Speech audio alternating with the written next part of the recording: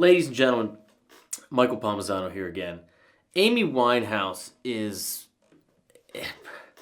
easily in my top 10 singers artists of all time. Her Back to Black album is absolutely a desert island album of mine, and it's one of the very few albums that I can think of that I start at the beginning and go all the way to the end. I did it the first time I heard it, and every time I turn it on, I do not touch the track button.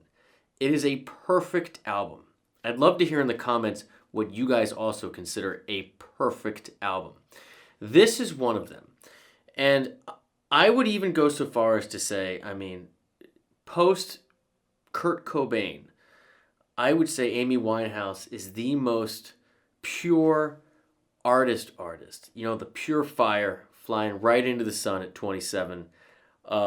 Since then, some of us just we're never gonna make it. It just burns out, and then you just sear off into forever.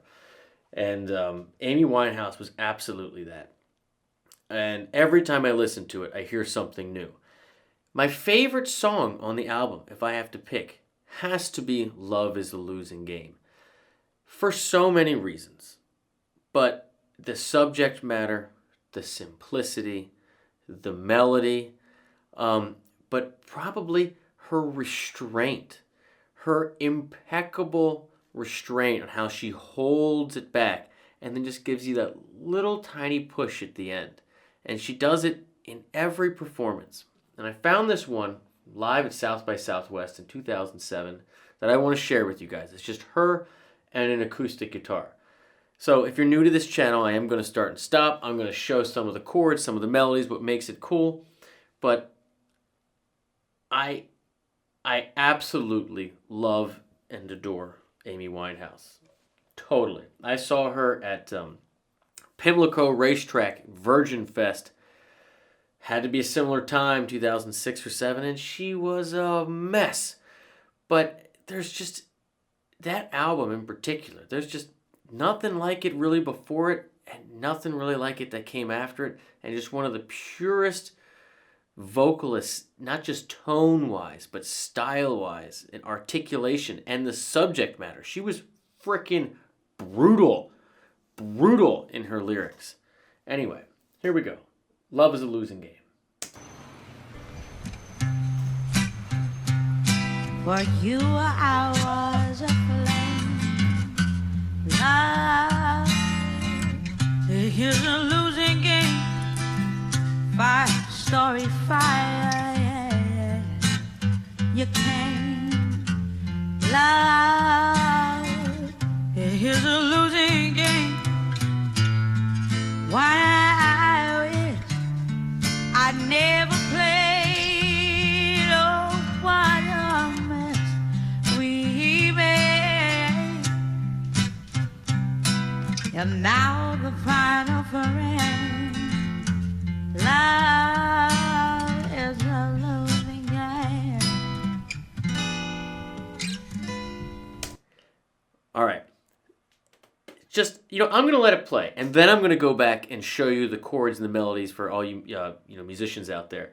But just listen to how it's the jazz styling. Like the person that always comes to mind is Miles Davis. I know he's a trumpet player, not a singer.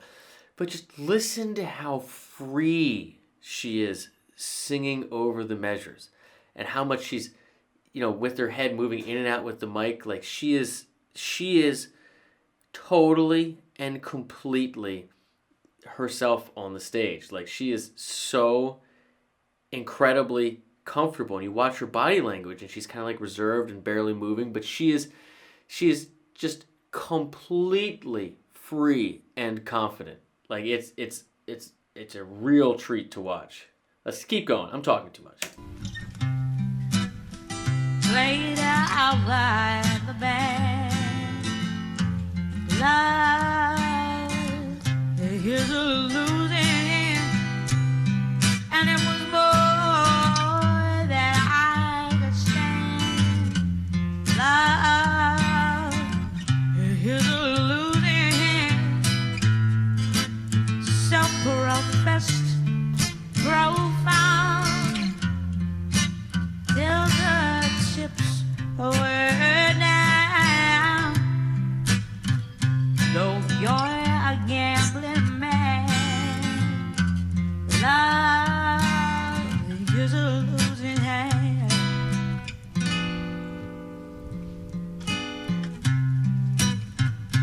though I battle blind. Love is a fate resigned in the memory they mar my mind. Love is a fate resigned. Oh, futile eyes and laughed about it. And now the final parade. Love is a lonely game. It's a perfect song, and I think this is one of the ones that she wrote entirely herself. But you hear the restraint, and then what she just wants to push through, that perfect profound, and how she's changing the timbre of her voice, and then we're gonna go back. I'm gonna show this whole thing to you guys. If you guys are musicians out there, you know this is what it's all about. So real quick, what are these chords? What's the harmony? C major 7. So C major with the B in it, right? You got that half step below the root. You can do it here. You can do it here. You know, be playful with it. Then you got a F over G. You got a slash chord. So what this is, okay?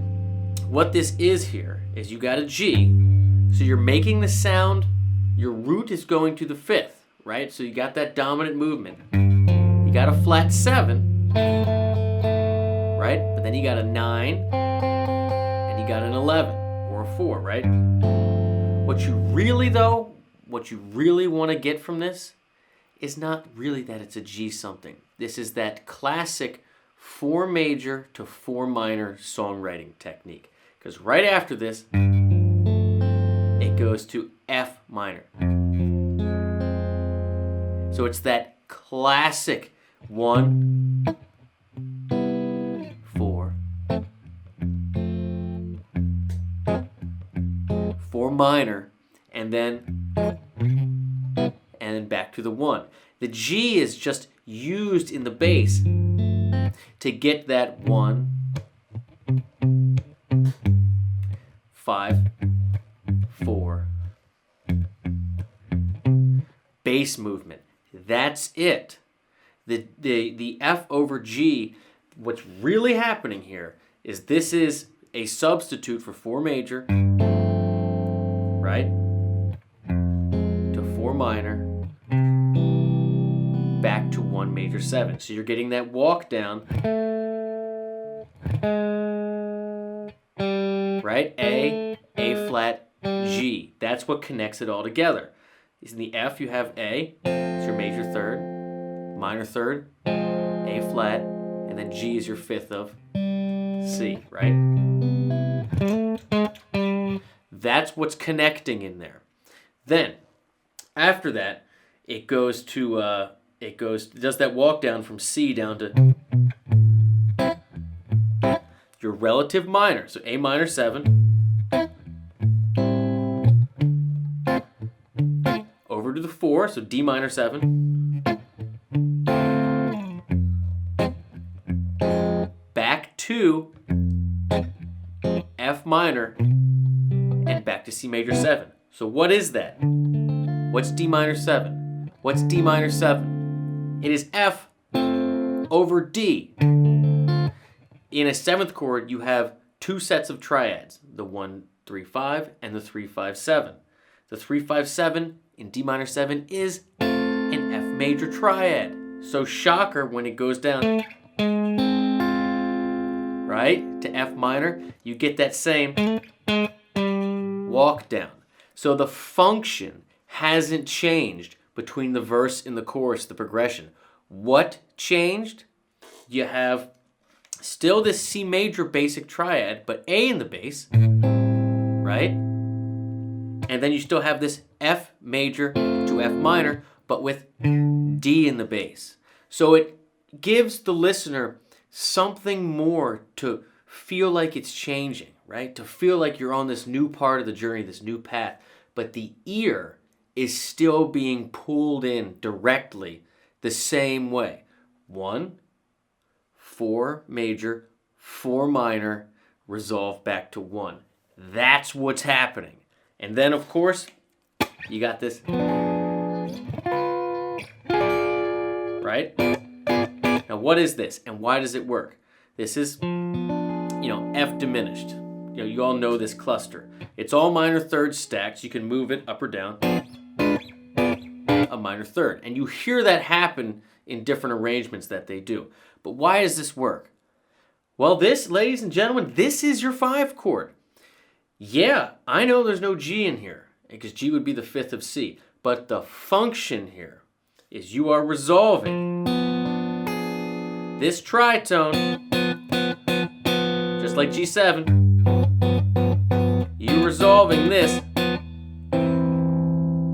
The leading tone, the B, goes up to C, that's your tonic, right? And the F goes down to E, which is your major third of C. So while you got all this stuff in here, what really this is functioning like a G7. And G7 functions because of this diminished triad. This tritone goes. So that's why it pulls. The 4 goes down to the 3, the 7 goes up to the 1. So that's your 5. So it's a very simple, obvious harmony, right? It's just a little disguised. It's great for the ear. Now let's go in and pick out some of her melodies and just show you and just listen again about how just killer of a singer she is. Here we go.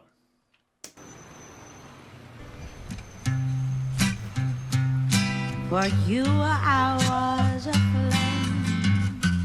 Love is a losing game. We're in C major.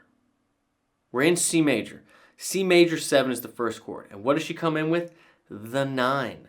This whole tune. You're talking about disguised 4s, disguised 5s. The whole tune is about the 9, which again is the 5th of your 5 chord. So when she comes in with,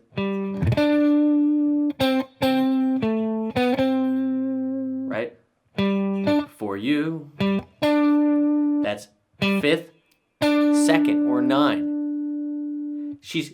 It's that sense of longing that you have to go somewhere, that you have to go towards home. That's what a dominant structure does. It takes you from away from home, wanting to go towards home. So coming in with that, it perfectly matches the lyrical content. Love is a losing game. And first note of the melody comes in on the 9, implying the 5, which isn't being played, which gives you that sense of, I gotta go somewhere. It's unfinished. Love is a losing game. It's a perfect song. 5-story fire. You came. That.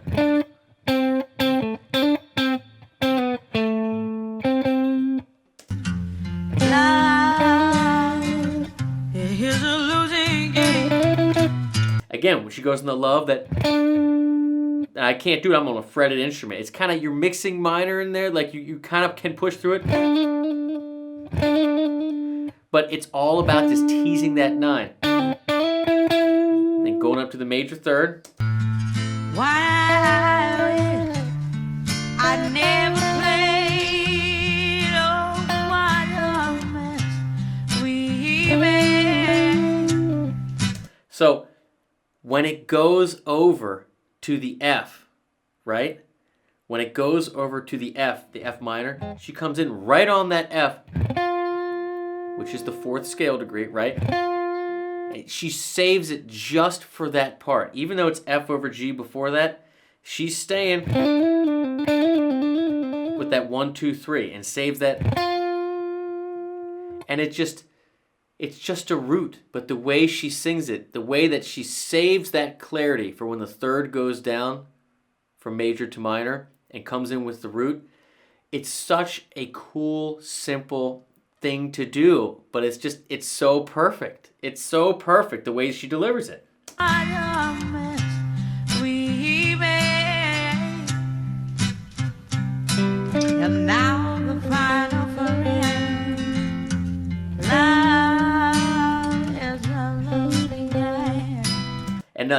And now the final frame on the 9. Love is a losing game. That and ending on the root. It's just bringing it right back to the root again. So it's a constant tease on the 9. That's the trick to the whole melody.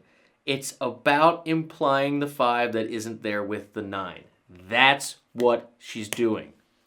Not coming in on a chord tone. Right? Love's a losing game. So you just move that up. Played out by the band.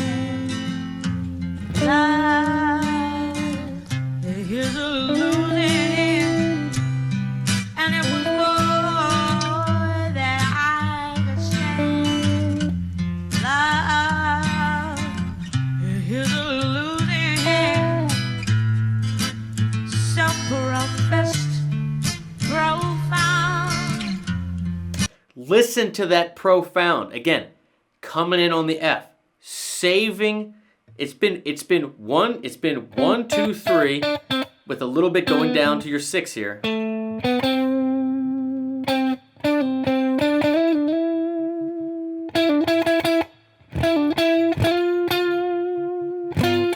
Right?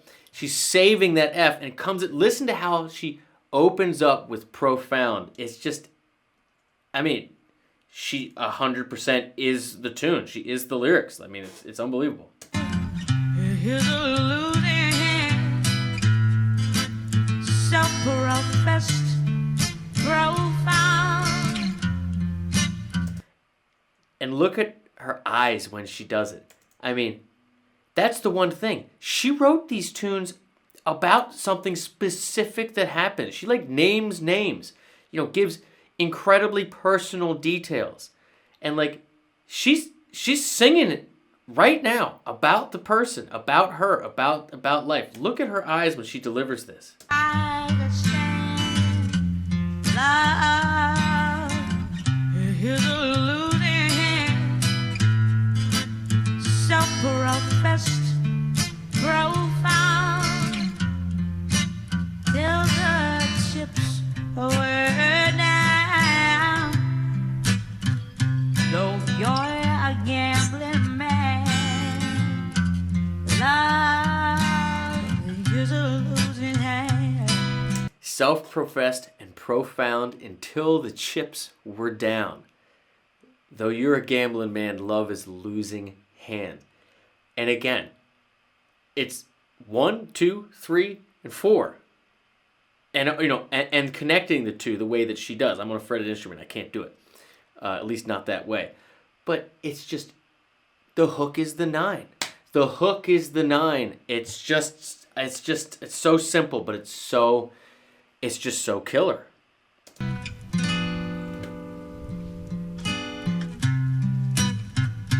Though I battle blind, love is a fate resigned, and the memories they mar my mind. Love is a fate resigned. Futile. And that's it. She doesn't even peak at a 10. She saves all of that for like a 7. She's 4, 5, 4, 5, 1, 2. And then you think she's at the top and just gives a little more, and it's just a little bit of a cry that comes out. You don't even see her take another breath. It's an unbelievable moment. And what she does there is for the first time, she goes up into, she adds the 5th and the 6th in there. Let's go back and get it. Just watch this whole thing through. Love is a fate resigned. On the 3rd. And the memory. And listen to her attack. Like she starts, now is like, the proclamation. Like now she's starting to attack a little bit. Like with her phrasing. It's just. Here's a fate resigned. And the memory. They mar my mind. a fate to resign. Fifth.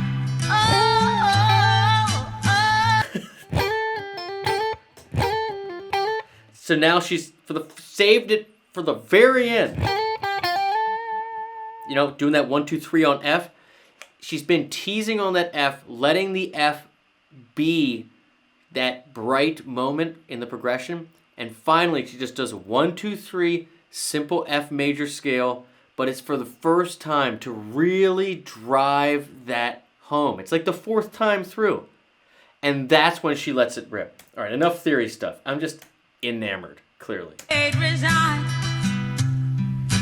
And the memory, they my love is a fate to resign.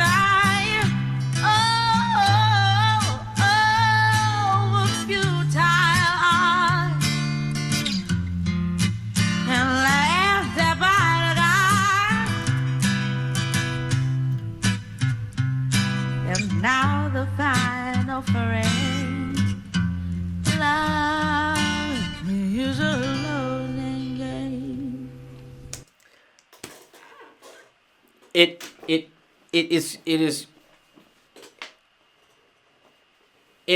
is a perfect song on a perfect album, sung and written by the only person that could do it. I am tremendously inspired, enamored, all the adjectives about Amy Winehouse. 10 out of 10, Desert Island album.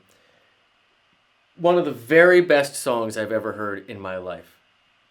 Perfect arrangement. I know we didn't do the full studio version, but perfect harmony. Perfect groove. Perfect melody. You got the hidden functions of the chords, but if you dig a little deeper, it's so simple. And she brings it out with her melody in just one note, perfect little spots with the perfect lyrics to boot. Changes her tone to, bring out that note, when the harmony's already resolving. The words match, everything matches. It